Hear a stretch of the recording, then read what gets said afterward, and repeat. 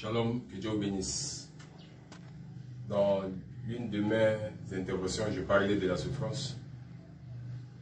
Et je me suis posé la question, pourquoi la souffrance? Des fois, on pense que la vie chrétienne, c'est une vie là où les choses doivent se passer sur des roulettes. Lorsqu'on est chrétien, obligatoirement, on doit se marier. Lorsqu'on est chrétien, on a de l'argent. Lorsqu'on est chrétien, on dépose un dossier, on trouve du boulot. Lorsqu'on est chrétien, les choses marchent facilement. J'aimerais parler de la souffrance, partie 2. Vous savez que lorsque nous devenons chrétiens, c'est là où le combat commence. Tous ces esprits sataniques, diaboliques, qui étaient avec nous, qui nous accompagnaient dans notre parcours. On avait beaucoup d'amis. Ces amis pouvaient nous rendre service, ces amis pouvaient nous acheter à boire, ces amis pouvaient penser à nous, ces amis pouvaient nous appeler pour nous dépanner. D'une manière ou d'une autre, on pouvait avoir des copines. Les copines aussi pouvaient nous prêter main forte. Si on avait des problèmes de manger, elles pouvaient aussi faire quelque chose pour nous, nous donner un peu de sous, etc. Lorsque nous devenons un véritable chrétien, le diable commence à avoir peur de nous. Lorsqu'on devient un véritable chrétien, le combat commence.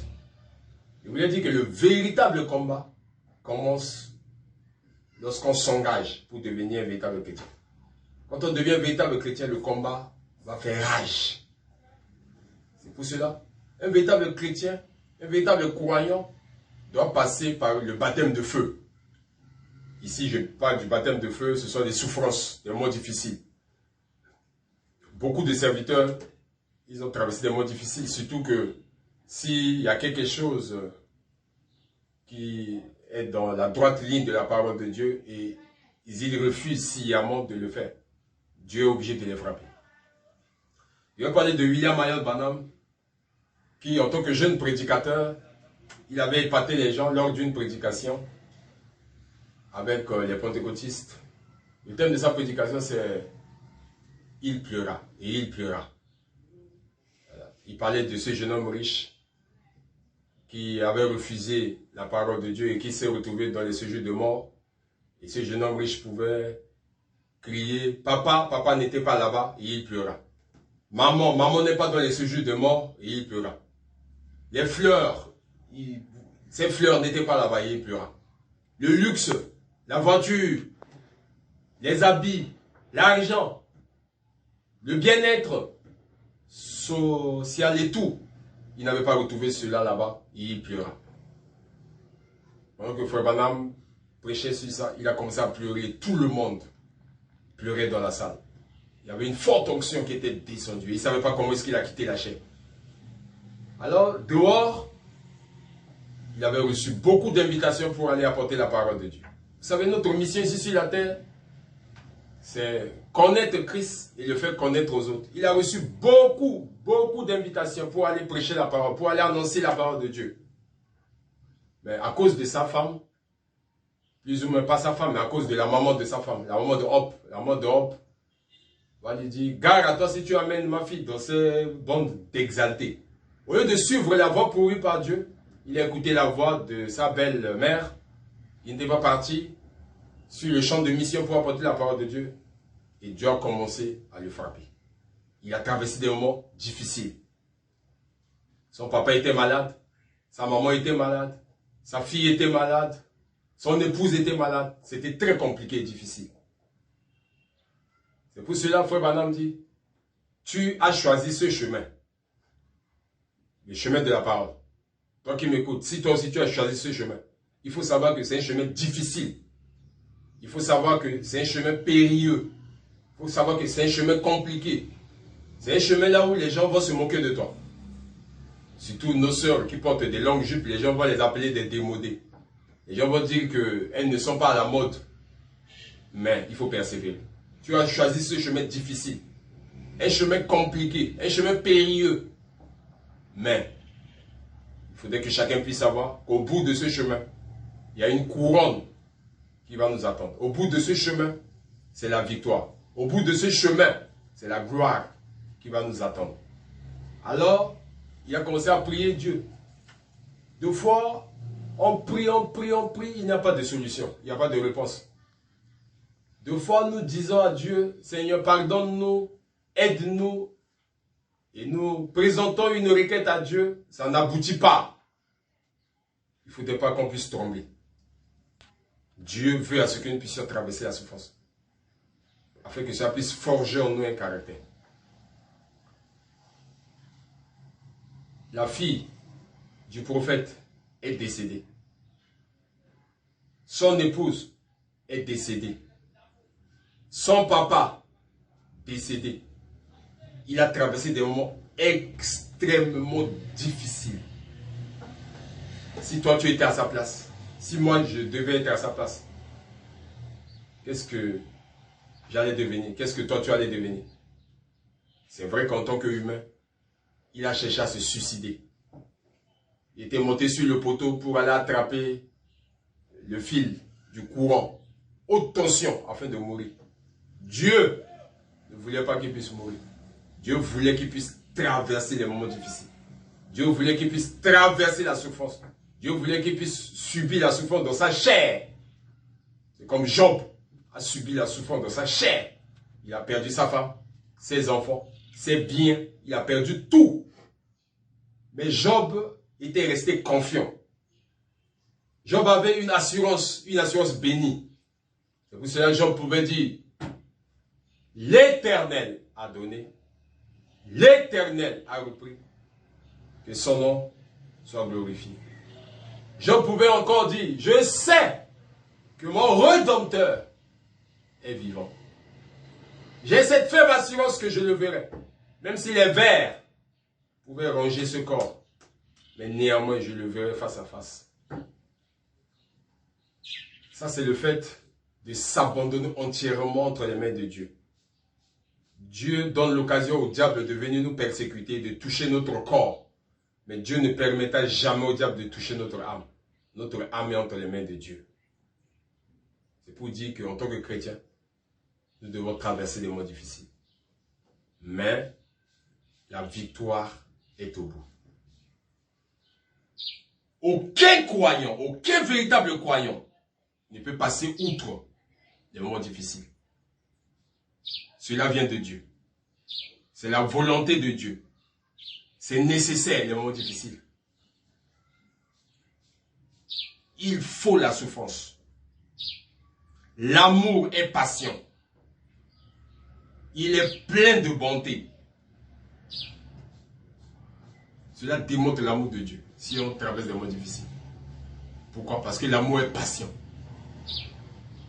Quelqu'un va me dire, mais ça c'est quel type d'amour comme ça? C'est pour forger un caractère. Le véritable caractère, c'est le Saint-Esprit. Dieu veut à ce que nous puissions recevoir le Saint-Esprit. La Bible déclare dans Matthieu chapitre 5, versets 11 à 12. Heureux serez-vous. Heureux serez-vous. La Bible n'a pas dit malheureux, mais la Bible dit heureux serez-vous. Lorsqu'on vous outragera, qu'on vous persécutera, et qu'on dira faussement de vous toutes sortes de mal à cause de moi. Si on te critique parce que tu es parti sortir avec la femme d'autrui, ça c'est ton problème.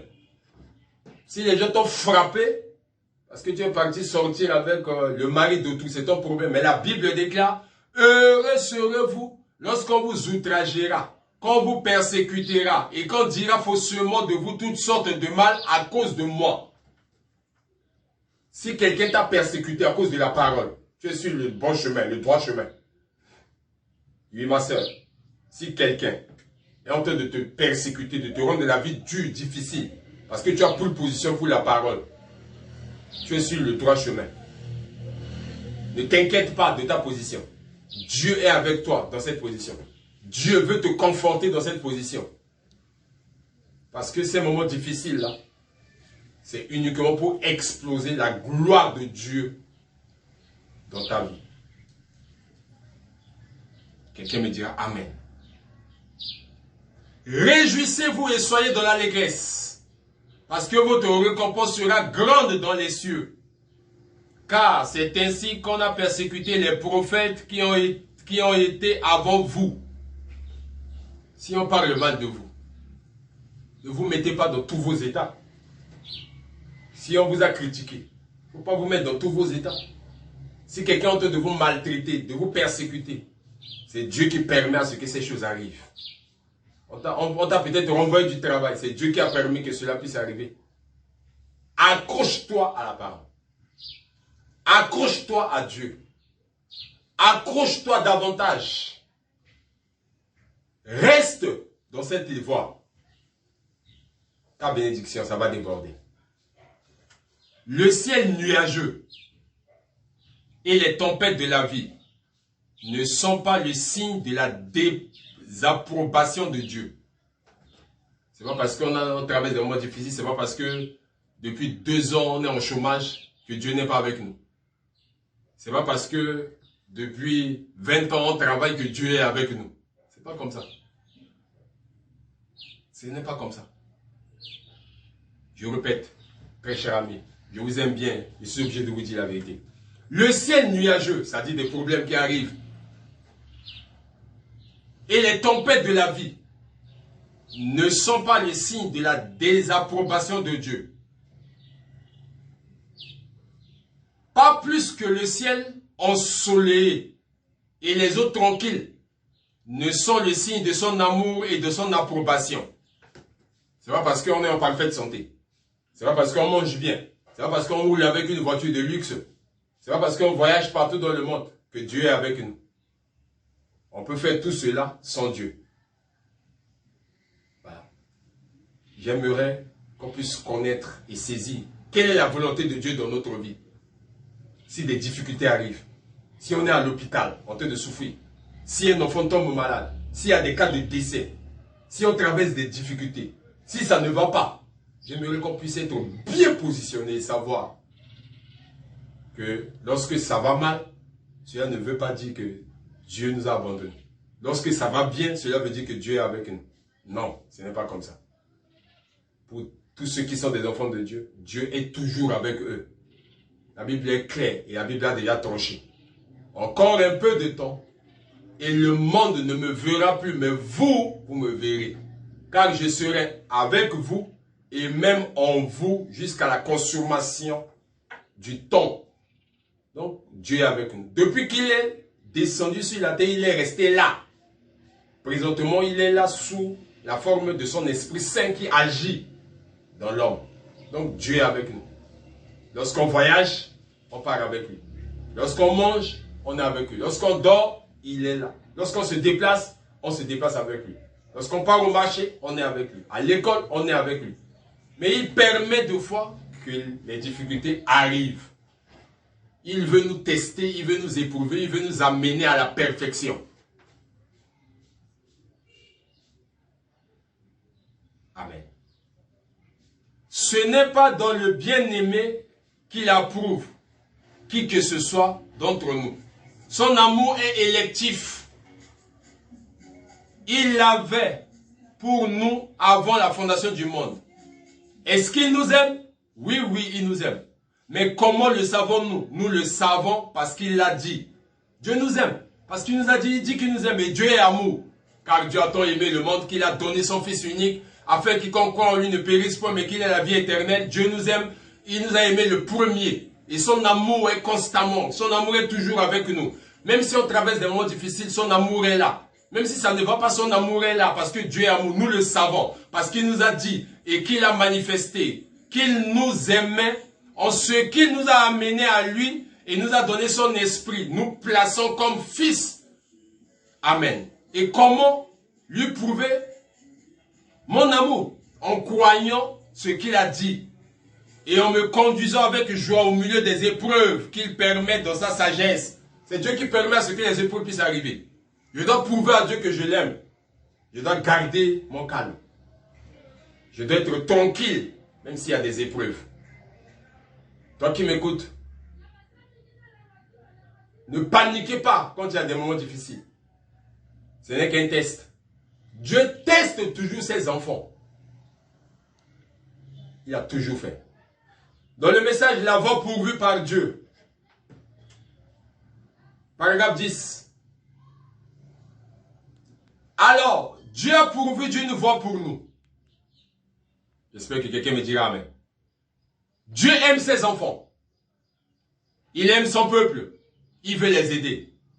Il veut vous aider. Plus que vous voulez vous-même être aidé. Si vous pouvez simplement faire entrer ça dans votre cœur, que Dieu est plus disposé à vous aider, que vous êtes disposé à vous aider vous-même. Dieu veut t'aider plus que toi. Tu veux t'aider toi-même. Si tu veux que Dieu puisse t'aider, alors il a une voie pourvue pour toi. Mais il a une voie. Et sa voie est l'unique moyen par lequel il agira. Si on veut passer outre la voie de Dieu, ça ne marchera pas. Vous devez accepter ses conditions à lui. Vos conditions à vous ne marcheront pas. Mais ces conditions marcheront. Vous voulez que ce soit d'une certaine manière. Mais il vous le donne à sa manière à lui. C'est comme Naaman, les Syriens, qui s'est plongé dans les eaux du Jourdain. Eh bien, il disait que les eaux là-bas dans son pays étaient bien plus propres, qu'elles valaient bien mieux. Mais ce n'était pas la voie pourvue par Dieu. Ce n'était pas la voie pourvue par Dieu. Ce n'était pas ce que le prophète avait dit. Le prophète a dit à Naaman, les eaux qui sont là-bas chez toi sont impeccables. Les eaux qui sont là-bas sont bien. Mais la voie pourvue par Dieu, c'est quoi? Plonge-toi dans les eaux sales du Jourdain. Plonge-toi ici, dans les eaux sales du Jourdain. C'est vrai qu'ailleurs aussi, les gens ont l'habitude de prêcher la parole. Ailleurs, les choses marchent. Mais Dieu a pourvu une voie aujourd'hui. Et la voie que Dieu a pourvue aujourd'hui, c'est le message du temps de la fin. La voie que Dieu a pourvue aujourd'hui, c'est ce précieux message. La voie que Dieu a pourvue aujourd'hui, c'est que chacun de nous puisse vivre ce message. Alors qu'est-ce que Naaman a fait? Naaman s'est plongé une fois. Le prophète lui avait dit, c'est 7 fois. Il s'est plongé une fois. La lèpre était toujours là. Il s'est plongé 2 fois. La lèpre était toujours là. 6 fois. La lèpre était toujours là. Il devait obéir et suivre la voie de Dieu. Et quand il a obéi entièrement à la voie de Dieu, la lèpre s'en est allée. Et je dis, en ce jour, que si nous obéissons à la voie pourvue par Dieu, la lèpre s'en ira. La maladie s'en ira. Les problèmes s'en iront. Tout s'en ira. Mais nous devons suivre sa voie pour aujourd'hui. Se plonger dans le Jourdain ne servira à rien maintenant. Pour notre âge, on ne peut pas aller se plonger dans le Jourdain. C'était bien pour Naaman. La loi, c'était pour les Juifs. Maintenant, la grâce, c'est par Christ. La grâce, c'est dans le message du temps de la fin. Nous devons accepter cela. Une plante hybride, on est obligé de la dorloter, de la vaporiser et d'en éloigner les insectes et les scarabées. Mais pas une plante authentique en bonne santé. Elle est robuste, forte. Il n'y a aucun insecte qui viendra sur elle. Elle a en elle ce qu'il faut pour se débarrasser de l'insecte. Et c'est comme ça qu'un chrétien authentique doit agir. On n'a pas besoin de dorloter un chrétien authentique. On n'a pas besoin de le flatter. On n'a pas besoin de lui dire ceci, cela ou autre chose. Il a quelque chose en lui. Le baptême du Saint-Esprit. C'est une plante authentique de Dieu. Il a quelque chose en lui qui combat. Un chrétien se bat pour chaque pouce du terrain sur lequel il se tient. Il doit faire ça. S'il espère jamais exister. Parce que nous sommes au combat. Le diable ne va pas nous laisser comme ça. Le diable ne va pas lâcher prise. Mais Dieu nous a donné la capacité pour que nous puissions écraser le diable, pour que nous puissions écraser Satan. Et en le faisant, il y a quelque chose en lui qui prend soin de lui. Un véritable chrétien, quelque chose en lui doit prendre soin de lui. Un véritable chrétien a une profondeur en lui. Un véritable chrétien, il a quelque chose en lui qui l'amène à toujours vivre la parole de Dieu. Quand on prend l'exemple d'un petit poussin, pour venir au monde, il y a toujours une voie pourvue par Dieu. Ils n'ont jamais, quelle que soit leur voie, essayé de trouver quelque chose qui soit mieux que la voie de Dieu pour faire les choses. Vous savez, ils n'ont jamais trouvé un meilleur moyen pour un poussin de naître dans ce monde que de sortir de sa coquille à coups de bec. Savez-vous cela? On ne peut pas forcer le petit poussin à sortir. C'est au petit poussin de faire des efforts à travers sa coquille pour sortir. Ils n'ont jamais trouvé un meilleur moyen. Le petit poussin naît avec un petit pic sur le bout de son bec. Et ce petit bec qu'il a, c'est pour se mettre au travail et se mettre à gratter avec un mouvement de va-et-vient. Il va gratter jusqu'à ce qu'il réussisse à engager sa tête, qu'il sorte sa tête de là. S'il se gratte un chemin jusqu'à la liberté, c'est la voie pourvue par Dieu. Si vous le tirez de la coquille, ça le tuera. Il ne vivra pas. Si vous le tirez de la coquille, il doit suivre la voie de Dieu. Si vous le tirez, ça ne marchera pas. Voilà, les amis, le problème chez les chrétiens aujourd'hui. Nous les avons tellement caressés dans le sens du poil et nous leur avons serré la main et nous les avons fait entrer en secret et les avons fait entrer dans l'église dans une adhésion. Ce qu'il leur faut, c'est un appel de prière à l'ancienne mode où ils prieront jusqu'à ce que Dieu puisse exaucer leur prière. Ce qu'il leur faut, c'est qu'un prophète doit rougir pour leur dire la vérité, en se dépensant, jusqu'à ce qu'ils puissent suivre la voie pourvue par Dieu, jusqu'à ce qu'ils se libèrent du monde. Le problème aujourd'hui, c'est qu'ils mettent leur nom sur le registre et adhèrent à l'église. Et ça s'arrête là. Et vous le voyez en train de se vautrer dans le péché et de faire le mal. Mais la voie de Dieu, la voie pourvue par Dieu, reste là. Et chacun doit frayer un passage jusqu'à ce que Dieu vous donne la nouvelle naissance. C'est ce dont nous avons besoin. C'est ça le problème aujourd'hui chez les gens.